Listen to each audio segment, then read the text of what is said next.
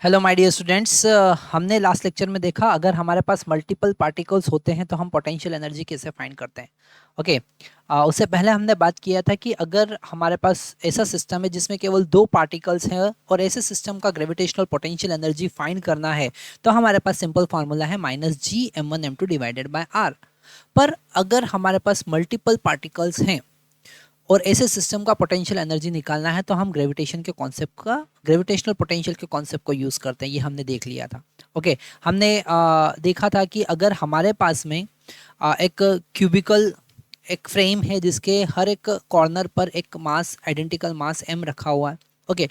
और ऐसे सिस्टम का ग्रेविटेशनल पोटेंशियल एनर्जी निकालना है तो हमने हर एक पार्टिकल हर एक कॉर्नर का पोटेंशियल फाइंड किया था और फार्मूला में वैल्यू पुट करके आंसर फाइंड किया था। पर आज हम रिजिड बॉडी की बात कर रहे हैं। आज हम बात कर रहे हैं सेल्फ पोटेंशियल एनर्जी की।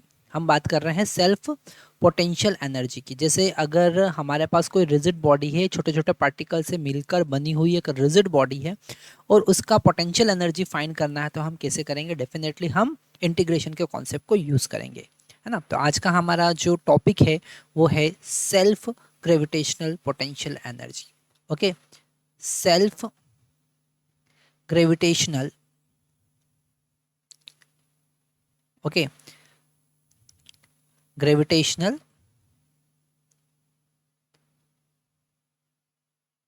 Potential energy. ओके। तो ये हमारा टॉपिक है।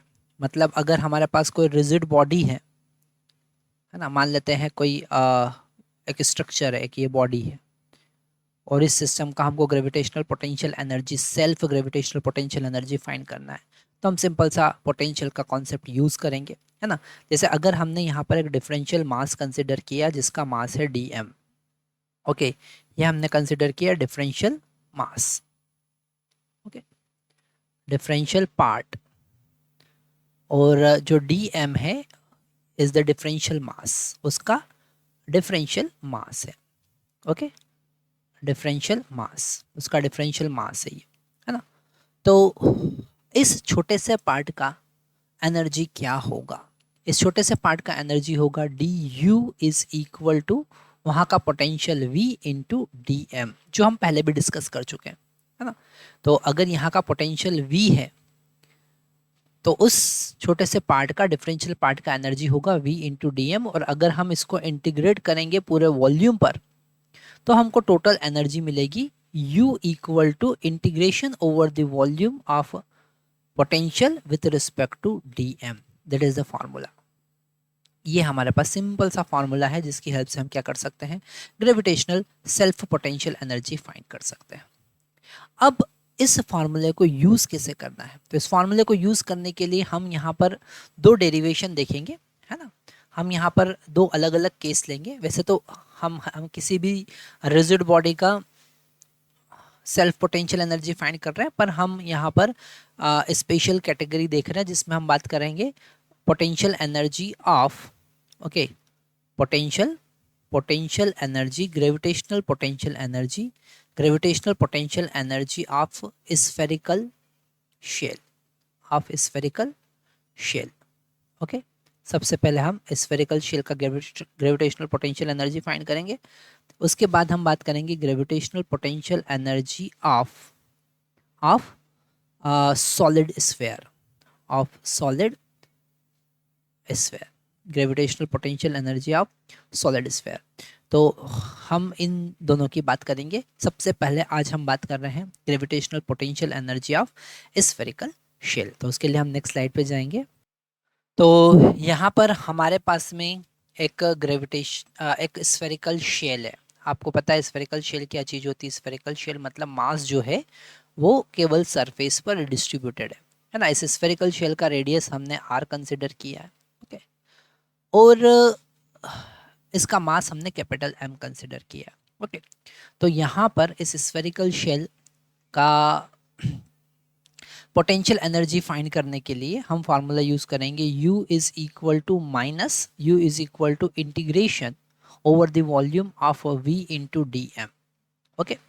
तो जो v है यहाँ का अगर हम पोटेंशियल देखें, ओके, यहाँ का हम पोटेंशियल अगर देखें तो मान लेते हैं हम यहाँ पर किसी पर्टिकुलर इंस्टेंट पर, है ना, इसको बनाने के लिए हम धीरे धीरे मास को यहाँ पर एक्यूमुलेट कर रहे हैं, है ना। इसको बनाने के लिए धीरे धीरे धीरे धीरे धीरे मास को एक्यूमुलेट कर रहे हैं, और किसी इंस्टेंट पर यहाँ पर जो मास है प्रेजेंट है, वैसे तो टोटल मास m है ना। m क्या है? Total mass. कैपिटल M क्या है? टोटल मास, टोटल मास, है ना। पर इसको बनाने के लिए हम क्या कर रहे हैं? धीरे धीरे इसके ऊपर मास एक्यूमुलेट कर रहे हैं। तो ये जो किसी पर्टिकुलर इंस्टेंट पर मास है स्मॉल m, ओके। तो हम अगर बात करें यहाँ पर at any particular instant, at any time और particular instant, the mass become m. So what will be the potential? Potential will be minus gm divided by r, है ना, क्योंकि यहाँ पर हम एक कांस्टेंट डिस्टेंस, है ना, उसके सरफेस पर ही पूरे मास को डिस्ट्रीब्यूटेड कर रहे हैं, ओके। तो माइनस gm बाय r, और इसका वैल्यू अगर हम यहाँ पर पुट करेंगे तो u is equal to integration minus G M divided by R, okay, into d m. और इसको इंटीग्रेट करेंगे तो u is equal to minus G by R, जो कि कांस्टेंट है, और m जो मास है, जो एक्यूमुलेट हो रहा है, धीरे धीरे धीरे धीरे वहाँ पे इकट्ठा हो रहा है ना, उसके रिस्पेक्ट में हम इंटीग्रेट करेंगे। तो स्टार्टिंग में 0 मास था और फाइनली हमने टोटल मास एक्यूमुलेट कर दिया, तो 0 से कैपिटल M तक, है ना।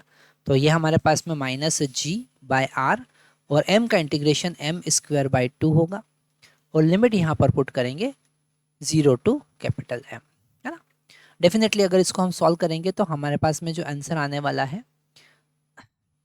जो आंसर होगा u is equal to minus G capital M square divided by 2r होगा, और यही उस स्फेरिकल शेल का ग्रेविटेशनल सेल्फ पोटेंशियल एनर्जी होगा, है ना। यही उसका सेल्फ पोटेंशियल एनर्जी है, ओके।